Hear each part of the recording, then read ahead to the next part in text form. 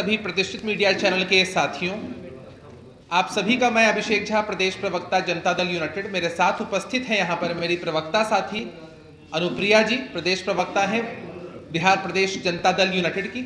हम लोग अपनी पूरी पार्टी की तरफ से आप सभी का हार्दिक स्वागत करते हैं। आज आप लोगों को बुलाने का सबसे महत्वपूर्ण जो विषय है वो आपके सामने मैं रखना चाहूँगा।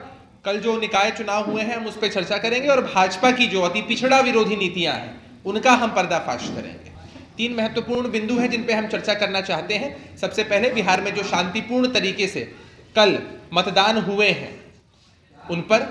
दूसरा महत्वपूर्ण बिंदु है कि भाजपा शासित प्रदेशों में निकाय चुनावों में आरक्षण की क्या स्थिति है। और तीसरा महत्वपूर्ण बिंदु है जाति आधारित जनगणना ही आरक्षण संबंधित सभी समस्याओं का निदान है, जिस पर केंद्र की सरकार जरा भी गंभीर नहीं है, जिसको लेकर लोगों ने हमेशा मनाही किया है। सबसे पहले हम लोग बिहार के मतदाता मालिकों के, सभी नगर निकाय के मतदाता मालिकों के, जो भी लोग चुनाव कराने में लगे हुए थे, प्रशासन के सभी लोग, सभी पदाधिकारियों का, कर्मचारियों का सहृदय धन्यवाद करते हैं कि एक शांतिपूर्ण तरीके से चुनाव हुआ है और एक सकारात्मक संदेश पूरे देश में गया है।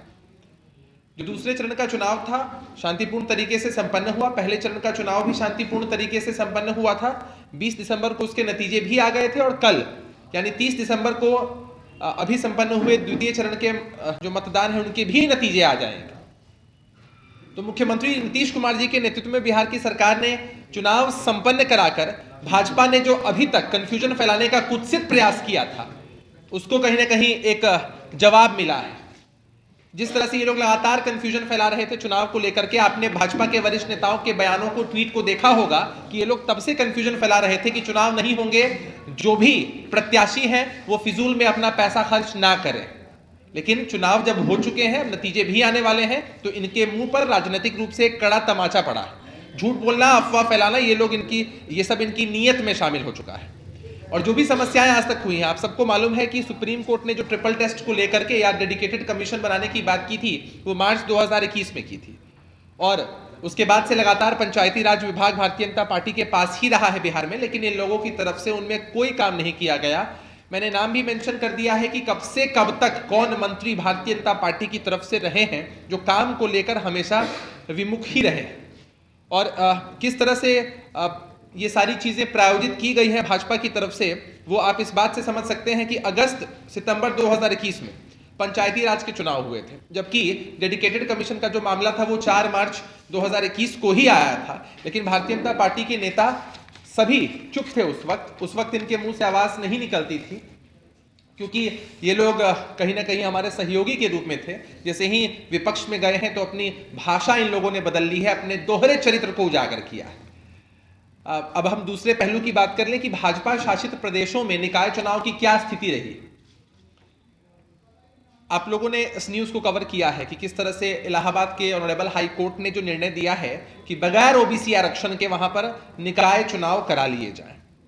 जबकि आप सबको मालूम है कि बिहार में जो निकाय चुनाव होने थे उसको लेकर किस कदर इन लोगों ने झूठ और अफवाह को फैलाया। अब ये सुप्रीम कोर्ट जाने का ढोंग कर रहे हैं अपनी तरफ से, लेकिन मार्च 2021 में ही डेडिकेटेड कमीशन बनाने की बात हुई थी, ट्रिपल टेस्ट की बात हुई थी, तो अब तक उत्तर प्रदेश की सरकार कहां सो रही थी? वहां तो भारतीय जनता पार्टी का ही शासन है ना, वहां तो किसी गठबंधन की बात है नहीं, गठबंधन की बात भी नहीं है, और ये लोग अब तक सोए हुए थे। अब जब कोर्ट के द्वारा यह आदेश दिया गया है तब ये नींद से जागे हैं। हम तो सवाल पूछना चाहेंगे, सुशील कुमार मोदी जी से इतना एक्टिव रहते हैं, वो हर बात पर सरकार को क्रिटिसाइज करते रहते हैं, क्या वो योगी सरकार को क्रिटिसाइज करेंगे? योगी सरकार पर सवाल उठाएंगे? नहीं करेंगे, इन लोगों में हिम्मत ही नहीं। और एक बड़ा उदाहरण गुजरात मॉडल की बात होती है। भाजपा शासित प्रदेश है गुजरात, वहां भी बगैर ट्रिपल टेस्ट के चुनाव कराए गए और अभी तक भारतीय जनता पार्टी ने इस पूरे मामले में कोई सफाई नहीं दी। आपको जानकर ताज्जुब होगा कि जुलाई 2022, जी हां, जुलाई 2022, अभी से 6 महीने पहले डेडिकेटेड कमीशन वहां बना। एक तो चुनाव आपने बिना डेडिकेटेड कमीशन की रिपोर्ट के कराया, और दूसरा कि 6 महीने पहले डेडिकेटेड कमीशन वहां बनता है झावेरी कमीशन के नाम से, और गुजरात के गांधीनगर में आप नगर निगम चुनाव अक्टूबर 2021 में ही करवा लेते हैं, जबकि सुप्रीम कोर्ट का फैसला कब का है। मैं आग्रह करूंगा आप लोगों से सुनने के लिए कि ये पॉइंट बहुत वाइटल है। ये पॉइंट इसलिए वाइटल है क्योंकि सुप्रीम कोर्ट का फैसला मार्च 2021 में आया और आप गांधीनगर में चुनाव कराते हैं अक्टूबर 2021 में, बिना डेडिकेटेड कमीशन के, बिना ट्रिपल टेस्ट के। तब कहां है भारतीय जनता पार्टी के नेता